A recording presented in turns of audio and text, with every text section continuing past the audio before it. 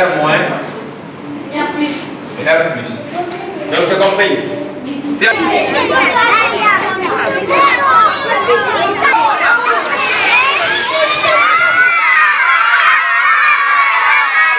Le pays qui était jusque-là considéré comme une référence en matière d'enseignement de ces nouvelles technologies, c'est le Rwanda. Mais je pense que chez eux, ça commence à partir du niveau CE1. Ça veut dire que le Mali est en train aujourd'hui de réaliser un véritable bond hautement significatif grâce aujourd'hui vraiment à cette vision très bien éclairée, en tout cas des responsables de l'école. La formation, elle est structurée sur 4 volets.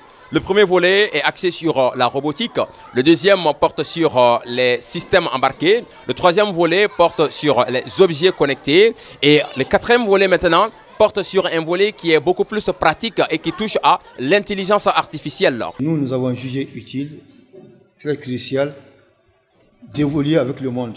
Quand le monde évolue, il faut aller avec. Sinon, comme on l'a si bien dit, nous sommes toujours en retard.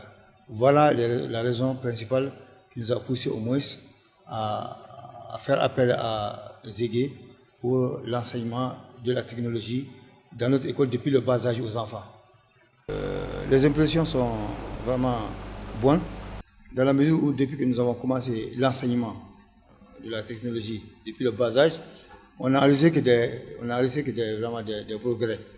De l'esprit des enfants, ensuite de stimuler chez les enfants l'amour et la passion des technologies.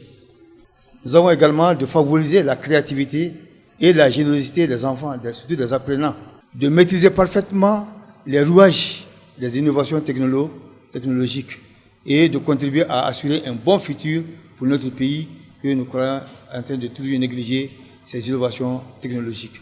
J'ai appris dans les cours de technologie que la technologie peut améliorer notre futur, que la technologie peut aussi nous montrer de grandes choses. Et dans le futur, nous pouvons être des grandes personnes. Nous pouvons aussi fabriquer d'autres réseaux sociaux avec nos propres intelligences naturelles. Les drones sont des appareils téléguidés dotés d'une intelligence artificielle.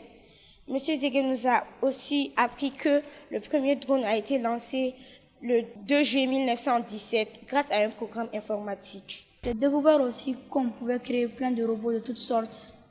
On peut créer des robots humanoïdes et des robots non humanoïdes. Les robots humanoïdes sont des robots qui ressemblent à des humains, mais les robots inhumanoïdes sont des robots qui ne ressemblent pas du tout à des humains.